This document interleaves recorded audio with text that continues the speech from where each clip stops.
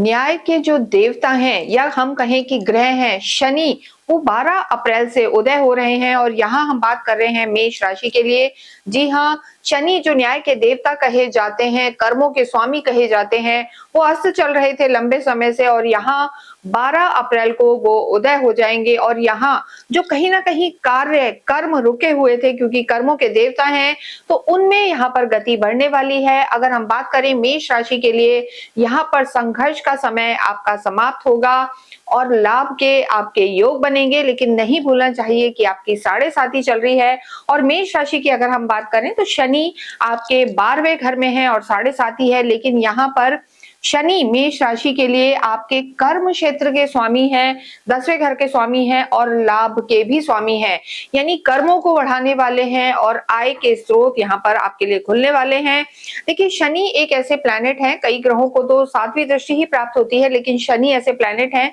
जिनको 3 दृष्टियां प्राप्त हैं, तीसरी, 7वीं और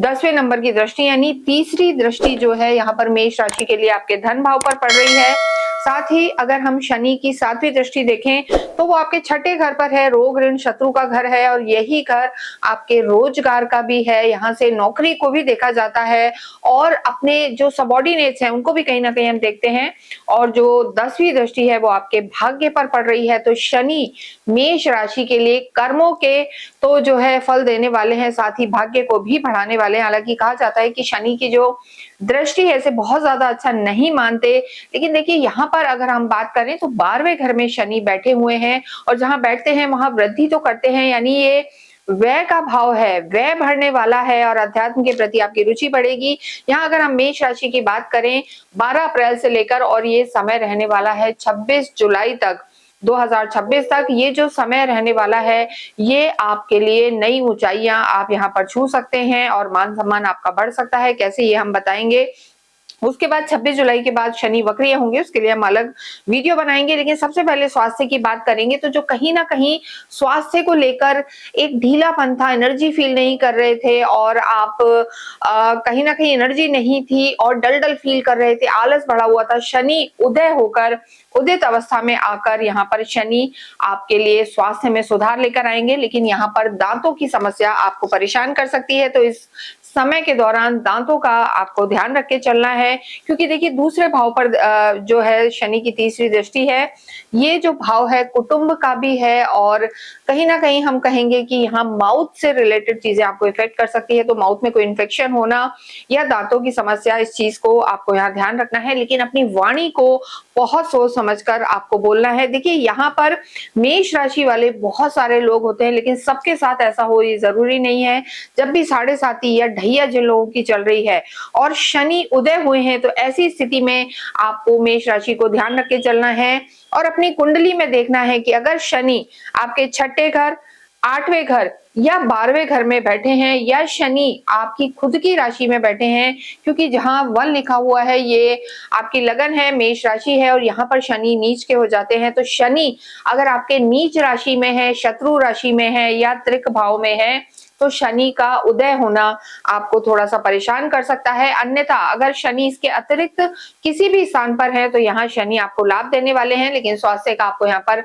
ध्यान रखना है। मानसिक तनाव थोड़ा सा रह सकता है क्योंकि शनि चंद्रमा के बिल्कुल पास है और शनि थोड़ा सा ओवर थिंकिंग दे देते हैं, विष दोष भी बनाते हैं। तो ऐसी स्थिति में आपको स्वास्थ्य का ध्यान रखना है। योगा, वॉक, मेडिटेशन ये सब आपको करते रहना है। लव लाइफ के लिए ये स्थिति यहाँ पर बेहतर है, क्योंकि देखिए यहाँ पर इस समय सूर्य भी उच्च के हो जाएंगे 14 तारीख से। अगर हम आपकी लव लाइफ की बात करें और आपके सूर्य जो है आप ही की राशि में होंगे, तो ऐसी स्थिति में लव लाइफ यहाँ पर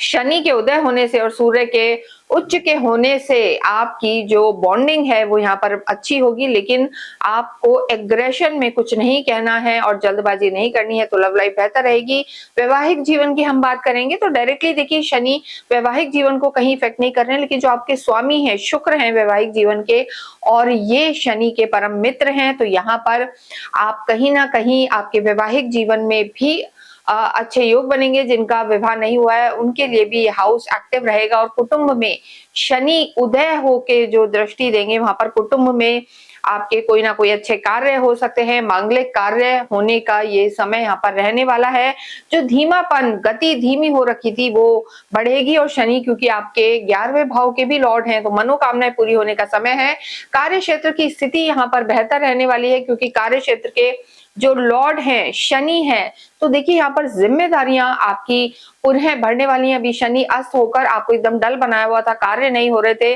और स्पेशली अगर आपका कोई भी कार्य अटक रहा था जो ऑयल पेट्रोल गैसेस से संबंधित है या कंस्ट्रक्शन से रिलेटेड काम है आपका या जुडिशरी से रिलेटेड काम है या सरकारी क्षेत्रों में शनि का उदय होना और सूर्य का उच्च का होना यहाँ पर आपको लाभ पहुंचाएगा। धन भाव की स्थिति बेहतर होगी क्योंकि जो धनेश है वो शुक्र है, तो यहाँ पर देखिए खर्चे के तो योग बनेंगे लेकिन पैसा आएगा भी, पैसा आएगा तभी आप उसे खर्च करेंगे क्योंकि शनि आपके कार्य क्षेत्र के स्वामी हैं और लाभ भाव के स्वामी हैं और शुक्र आपके धन भाव के स्वामी है। तो ऐसी स्थिति में ऑनलाइन कार्य, आपके डे टू डे की इनकम और सरकारी क्षेत्र से संबंधित कार्य बढ़ने वाले हैं। विदेशों से संबंधित किसी एग्जाम की तैयारी अगर विद्यार्थी कर रहे थे या गवर्नमेंट से रिलेटेड कोई एग्जाम की तैयारी कर रहे थे तो यहाँ भी आपको इस लगभग ये जो 3 महीने का समय है, 3-3.5 महीने का, यहाँ पर आपको सफलता मिल सकती है। देखिए जो 12वां घर है ये अध्यात्म का है, मोक्ष का है। शनि इस समय आपके व्यय भाव, मोक्ष भाव, जो बेड प्लेजर का भी भाव है या मेडिकेशन का भी भाव है, वहां पर शनि का होना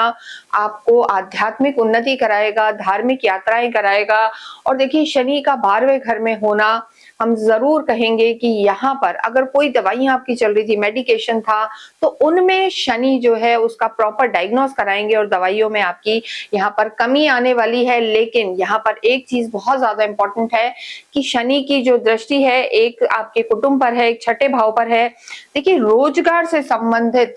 अवश्य आपको यहाँ पर फायदा होगा। जॉब चेंज कर सकते हैं, शनि परिवर्तन भी लाते हैं और यहाँ पर हो सकता है जॉब आप चेंज करें। रोग ऋण शत्रु के घर पर शनि देख रहे हैं, शनि की दृष्टि, और भाग्य को भी यहाँ पर शनि बढ़ाने वाले हैं। हालांकि देखिए शनि की दृष्टि को बहुत शुभ नहीं मानते लेकिन अस्त थे शनि, यानी कोई कार्य नहीं कर रहे थे, अब उदय होकर शनि अगर आपकी कुंडली में एक अच्छी स्थिति में है तो यहाँ पर कर्म और भाग्य दोनों का साथ आपको मिलने वाला है। शनि का उदय होना आपके कार्यों में तेजी लेकर आएगा और आपके भाग्य को बढ़ाने वाला होगा। उसके साथ साथ छठे घर पर भी जो दृष्टि है, कानूनी दांवपेच, कोई मुकदमे वगैरह आपके चल रहे थे तो उनमें समाप्ति होगी और रोग ऋण शत्रु पर आप विजय प्राप्त करेंगे। तो देखिए मेष की 7.5 जरूर चल रही है लेकिन मानसिक तनाव से आपको यहाँ बचना होगा, नींद की थोड़ी समस्या रह सकती है। और शनि जैसा हमने बताया अगर आपकी कुंडली में छठे, 8वें, 12वें घर और जहां पर ये 1 लिखा हुआ है यहाँ पर नहीं है तो शनि का उदय होना आपके धन धान्य को बढ़ाने वाला होगा और आपके मान सम्मान को भी बढ़ाने वाला होगा। लेकिन आपकी 7.5 है इसलिए आपको अवश्य ही शनिवार के दिन शनि मंदिर जाना चाहिए, ये आपके लिए अच्छा रहेगा। और इसके साथ साथ आपको पीपल के पेड़ में शनिवार के दिन मीठा जल अवश्य चढ़ाना चाहिए और ओम शम शनिश्चराय नमः का जाप करना, हनुमान चालीसा का पाठ करना बड़े बड़े विघ्नों को दूर करने वाला होगा। इसके साथ ही इस वीडियो को हम यही समाप्त करते हैं। कमेंट बॉक्स में ओम शम शनिश्चराय नमः लिखें।